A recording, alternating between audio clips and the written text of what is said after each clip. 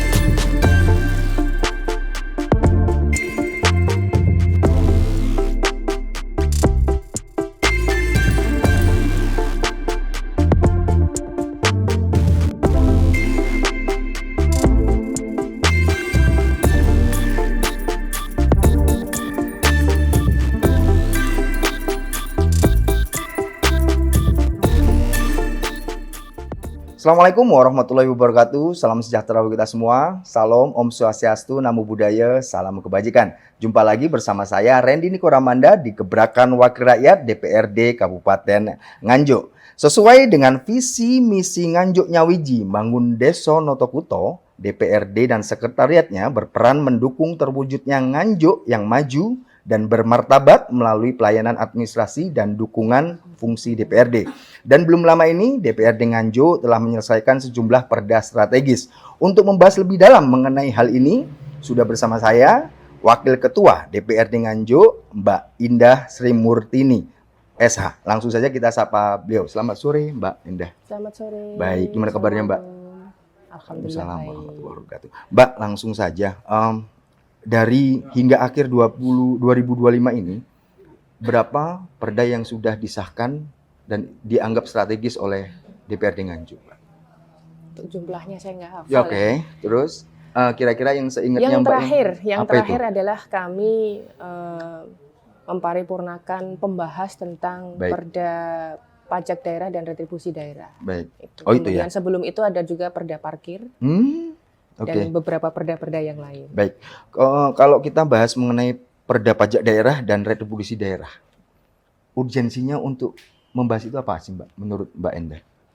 Jadi untuk perda retribusi pajak daerah dan retribusi daerah itu, kita mengambil turunan dari Undang-Undang Nomor 1 Tahun 2022, di mana setiap 3 tahun sekali maksimal harus ada perubahan tarif atau penyesuaian tarif baru, sehingga kami memparipurnakan untuk segera membahas kembali, mengingat evaluasi dari Kementerian Dalam Negeri turun 4 Desember kemarin. Jadi akan kita lakukan penyesuaian, dan juga untuk hal-hal yang belum masuk, yang bisa mendongkrak PAD nanti juga akan kita masukkan ke dalam perda pajak dan retribusi daerah itu nanti. Oh gitu. Padahal baru 2023 kemarin ya diubah, kemudian dibahas lagi di 2025 ini ya, Mbak ya? Iya, karena setelah itu kan ada evaluasi dari Kemendagri, turunnya tanggal 4 Desember kemarin, dan itu harus segera untuk ditindaklanjuti, makanya kita paripurnakan perda paripurna pembahasan tentang perda pajak daerah dan retribusi daerah. Baik, kalau konteks penguatan daerah, perda ini seperti apa nantinya, Mbak?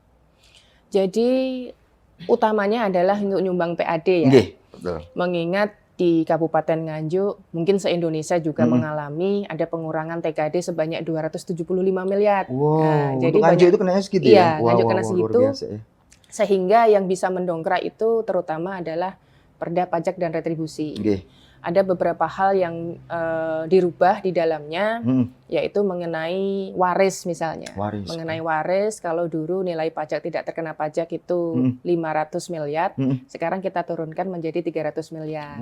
Maaf, 300 juta. 300 juta. 300 juta. Siap. Jadi di atas itu terkena pajak. Kalau dulu 500, sekarang diturunkan jadi 300. Kemudian untuk penyedia makan, minum, pengusaha UMKM itulah.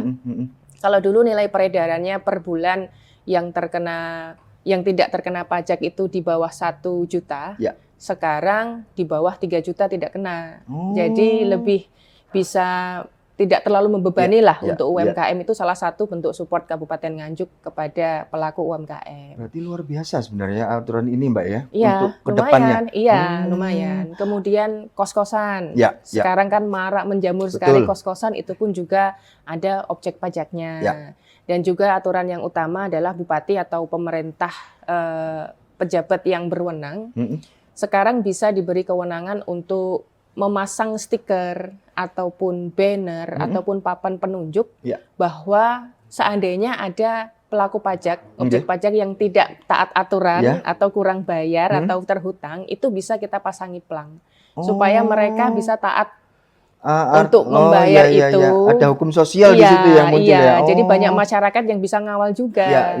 Mungkin itu poin-poin kalau utamanya. Targetnya dari aturan atau regulasi yang akan ditetapkan ini, berapa sih nominalnya Mbak nantinya untuk menyumbang PAD?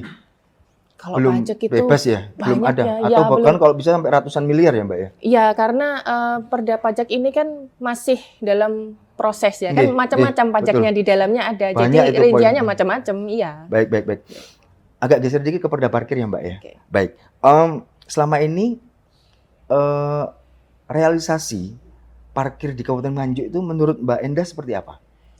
Kalau di Kabupaten Nganjuk, parkir itu sudah bisa dikatakan lumayan. Lumayan ya? Lumayan. Oke. Tapi kami masih sering mendapatkan masukan dari masyarakat. Oke. Sebagai fungsi pengawasan kami di DPRD, bahwa masih banyak sekali terdapat parkir-parkir yang ilegal. Dalam tanda kutip, tidak mendapatkan karcis parkir. Kemudian posisi parkirnya di trotoar jalan atau di tempat-tempat yang membahayakan. Kan kita juga ada lansia, ada ibu hamil, ada anak-anak kecil. Nah itu mengganggu ketika parkir di situ, pengguna jalan yang lain juga terganggu. Belum lagi tidak mendapatkan karcis parkir. Biasanya di karcis parkir itu kan ada seperti asuransi kehilangan, rusak dan lain-lain. Kalau tidak ada itu, sementara mau tidak mau parkirnya di situ, otomatis yang meninggalkan kendaraan di situ itu kurang nyaman gitu. Jadi was-was gitu loh. Selama ini komunikasi dengan pihak OPD-nya atau dinas terkait seperti apa Mbak dengan DPRD? Kalau komunikasi kami baik sekali, lancar sekali. Cuman namanya masyarakat itu terkadang tuh kalau ada hal-hal celah sedikit saja, karena mungkin sosialisasi kurang atau apa, jadi ada saja gebrakannya yang memang sekarang itu dengan Perda Parkir ini yang harus kita jaga supaya bisa berjalan sebagaimana mestinya, bisa nyumbang PAD ke Kabupaten Nganjuk, dan juga masyarakat yang menggunakan jasanya parkir ini juga merasa aman dan nyaman. Kalau Mbak Endah sendiri mungkin punya ide nggak bagaimana agar parkir di Kabupaten Nganjuk supaya lebih tertib, atau bahkan kayak di Surabaya ini mulai akan diterapkan digitalisasi. Akan seperti itu atau kayak gimana? Atau ada ide lain dari Mbak Endah? Ya salah satunya ide adalah digitalisasi. Kalau masih sistem manual, otomatis pemasukan PAD kita banyak juga akan bocor. Seperti itu. Kami juga beberapa kali studi banding contohnya di Yogyakarta. Di Yogyakarta itu petugas parkirnya menggunakan seragam dengan berbagai macam warna sesuai dengan daerahnya masing-masing. Kemudian ada nomor serinya, ada nomor seri di seragamnya. Jadi ketika mereka yang nakal dalam tanda kutip tidak beri karcis parkir atau apa dan lain sebagainya, masyarakat bisa melaporkan, oh ini loh dengan seragam warna ini, mungkin karena dia lupa nomornya dan lain-lain, bisa langsung ditindak. Artinya perlu ada hotline juga ya, Bu, nomor ini untuk melapor Iya, setiap kali temuan. itu di Yogyakarta, Iya, di iya, Yogyakarta salah satunya seperti Mm. itu. Jadi mungkin hal-hal seperti digitalisasi, kemudian menggunakan palang otomatis dan Yes. lain-lain, Ya. juga seperti sumber dayanya untuk mengelola ini semua Betul. kan kita pelan-pelan tapi pasti akan bisa ke titik itu. Mengingat Perda Parkir ini posisinya sedang dalam evaluasi, Betul. jadi belum turun ke Kabupaten Nganjuk. Tapi kalau menurut Mbak Endah, perlu adanya pihak ketiga atau Pemkab bisa kok sebenarnya untuk mengatasi parkir ini? Itu balik lagi ke SDM ya. Ya. Okay. Jadi kebutuhan SDM seandainya Pemkab mencukupi, ya lebih baik lewat Pemkab. Tapi seandainya Pemkab masih disibukkan dengan hal-hal lain, misalnya ini nanti tidak bisa fokus, ya lebih baik ke pihak ketiga. Kita ambil sajalah nanti mana yang terbaik, yang bisa mengoptimalisasikan PAD-nya. Ini kan masih dari poinnya proses itu ya. kan PAD ini. Iya, PAD ini yang kita harus jaga. Kalau kemudian bicara untuk meningkatkan, apakah perlu ada sanksi yang lebih tegas dan mengikat kepada para pelakunya supaya ada jerahnya gitu, Mbak?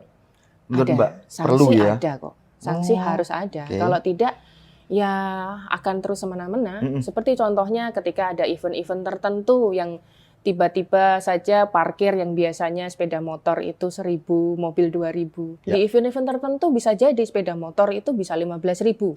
Mobil bisa 40.000, itu masih kita temui seperti itu. Berarti nggak ada keseragaman untuk tergantung eventnya itu berarti. Iya, jadi hal-hal seperti ini ya boleh-boleh saja.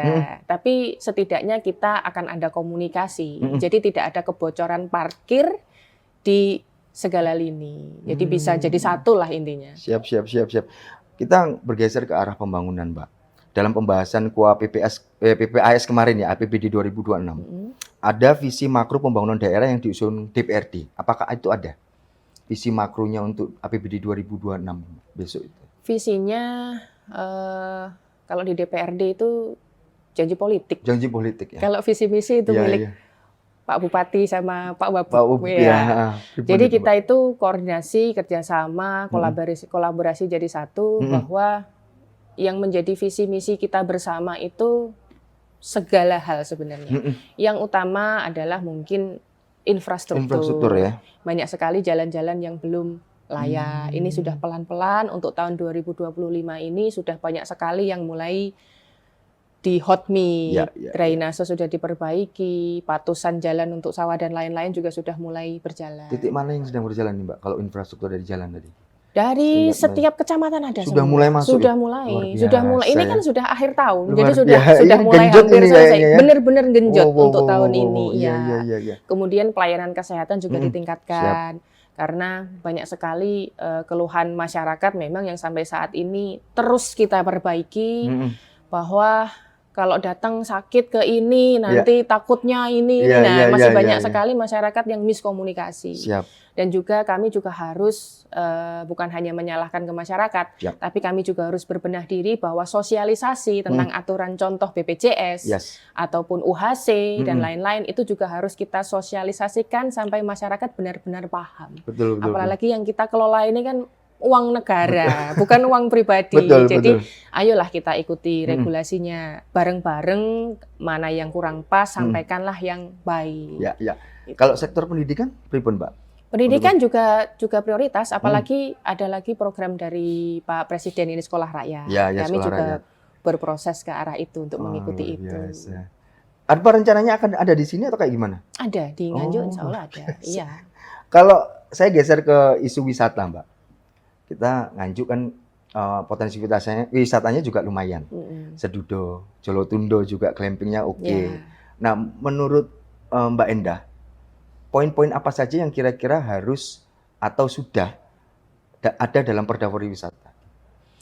Jadi untuk Perda Pariwisata yang menjadi poin pentingnya adalah dan yang menjadi harapannya adalah bahwa pemerintah daerah dan pemerintahan daerah kita semua lebih gampang memberikan akses seandainya ada investor dari luar masuk untuk Kabupaten Nganjuk. Kan kita juga akan mendapatkan untungnya gitu. Kemudian mungkin juga bisa ditambahkan kegiatan-kegiatan di sekolah-sekolah. Daripada ya oke lah berpariwisata ke luar kota, tapi untuk dalam kotanya, dalam kabupatennya juga ya ikut disambangi lah. Kita kan punya potensi ini. Karena biasanya ini kan sekarang medsos lagi gencar-gencarnya. Betul. Justru orang-orang luar kota ini justru melihat pariwisata di Kabupaten Nganjuk, contoh Pak Sedudo, Jolotundo itu luar biasa gitu loh. Justru malah dari komen-komen dari orang luar yang melihat seperti itulah. Kenapa tidak kita yang dari Kabupaten Nganjuk juga menggalakkan pariwisata itu supaya lebih berkembang lagi. Padahal potensi untuk meningkatkan PAD-nya gede banget ya Mbak ya. Ya, sekali lagi balik lagi, apapun yang bisa meningkatkan PAD, ayo kita dukung. Apakah perlu kemudian ada sosialisasi atau pemberian pemahaman kepada warga sekitar untuk pembentukan maksudnya ini potensi desa wisata, perlu nggak itu Mbak? UMKM sekitar mungkin digerakkan atau kayak gimana gitu?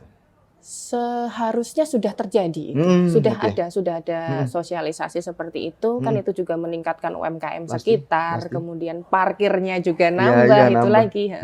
Dan kami juga kami sendiri di DPRD itu ada kegiatan sosialisasi, sosialisasi perda-perda yang ada, itu selalu kami sisipi dengan isu-isu apa yang ada di wilayah kabupaten kami, ataupun khususnya di dapil masing-masing. Ya, kalau melihat potensi tempat wisata, perlukah kemudian investor membangun tempat penginapan atau apa? Kaitannya di Nganjuk ini, atau kalau saya pribadi ya Mbak, saya lebih memilih nginep di Kediri, baru kemudian wisatanya di sini. Atau menurut Mbak Endah ada pandangan lain nggak soal ini? Kalau di Kabupaten Nganjuk itu penginapan sebenarnya sudah ada. Banyak ya? Cuman sekarang itu kan memang salah satunya pengaruh media sosial. Membandingkan satu dengan yang lain, kemudian ada harga yang lebih murah daripada dari satu dengan yang lain. Nah itu mungkin untuk Kabupaten Nganjuk juga sudah ada, tapi kami akan terus berbenah. Entah itu dari dalam ataupun dari investor luar, ya kita akan menerima dengan baik lah. Baik, saya geser dikit ke perda penganggaran Mbak.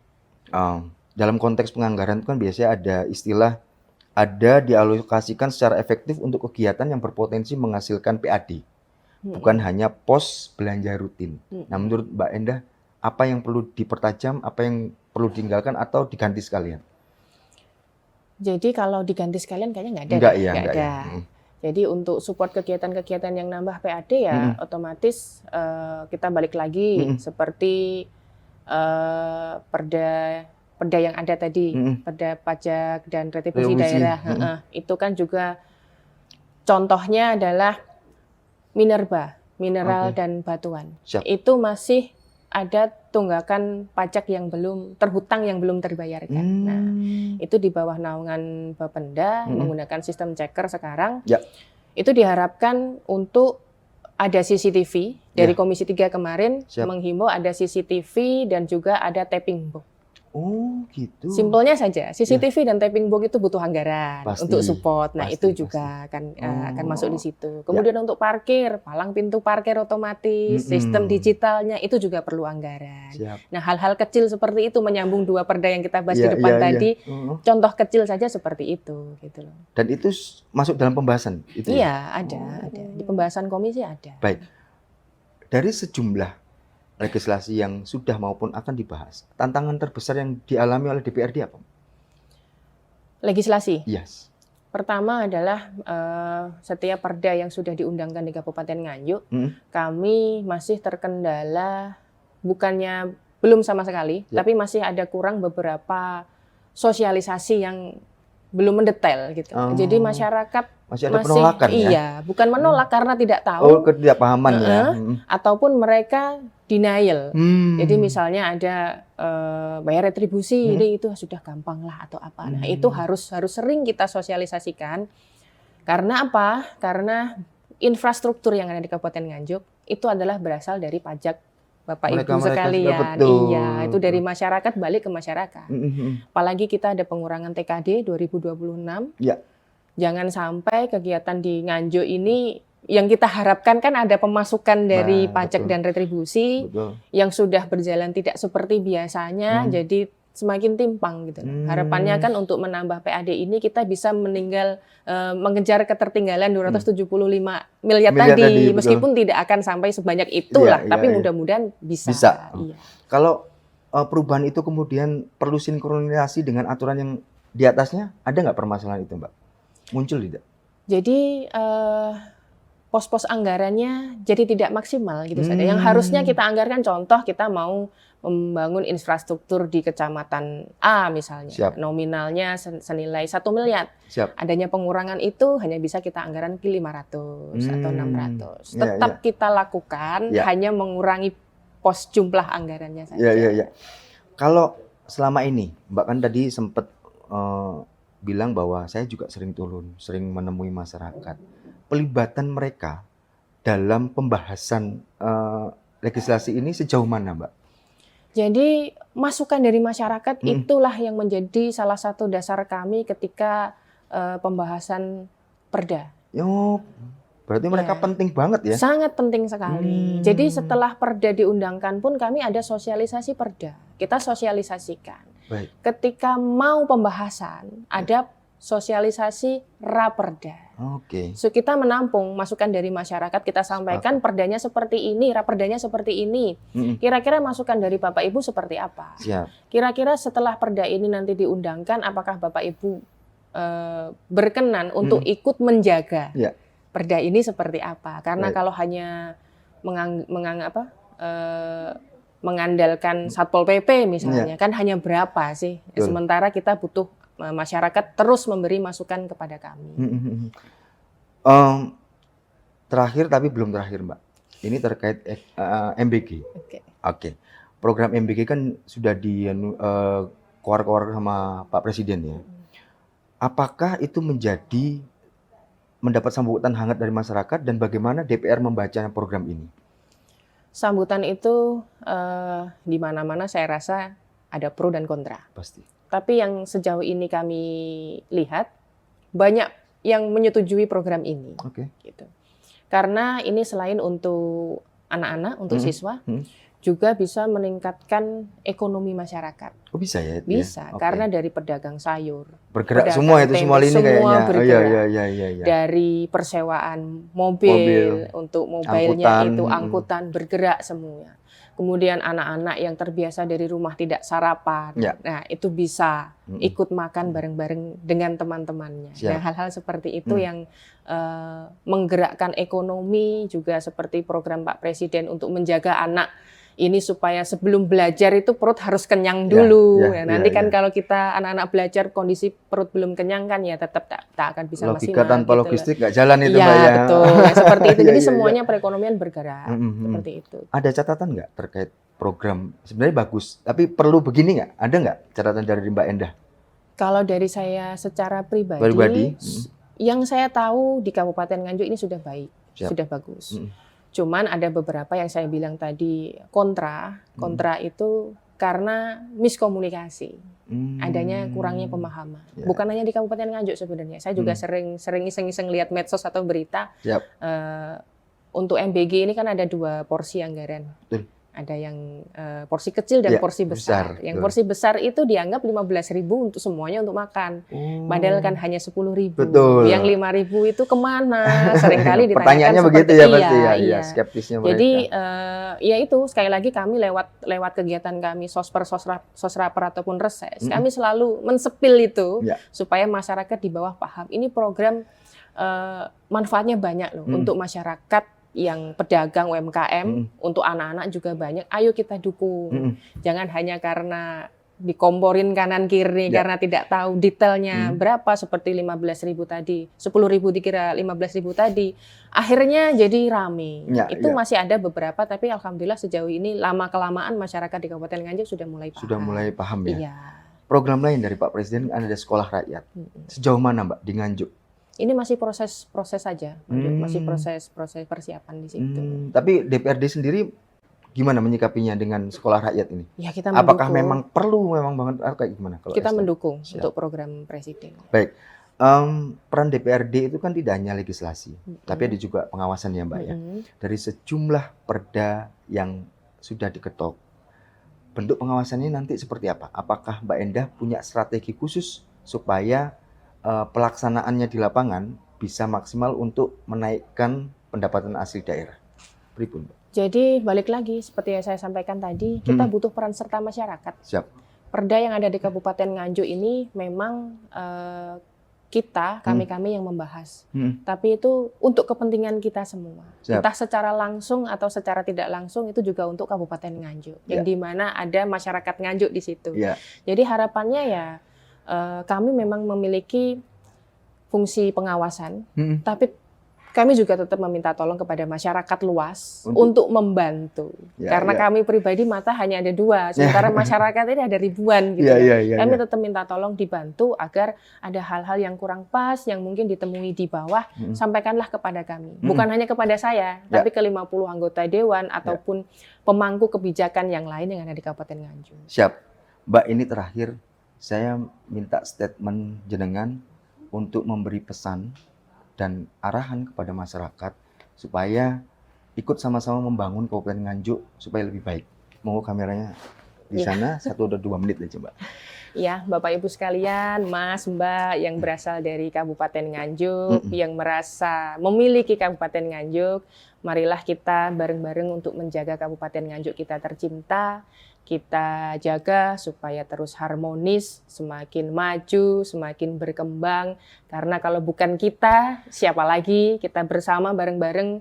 Jadi apapun yang kami lakukan di sini, juga untuk kepentingan panjenengan semua, seandainya ada yang kurang pas, berikanlah masukan kepada kami dengan cara yang baik. Seandainya ada kebijakan yang sudah pas menurut Bapak Ibu sekalian, Mas, Mbak sekalian, ayo kita bareng-bareng jaga, karena ini sekali lagi untuk kepentingan kabupaten kita tercinta. Baik, terima kasih Mbak Endah. Baik, Tribuners, itu tadi bincang santai saya bersama Wakil Ketua DPRD Kabupaten Nganjuk, Mbak Endah Sri Murtini SH. Semoga bisa diambil hikmah dan manfaatnya. Saya Rendy Koramanda, pamit. Assalamualaikum warahmatullahi wabarakatuh.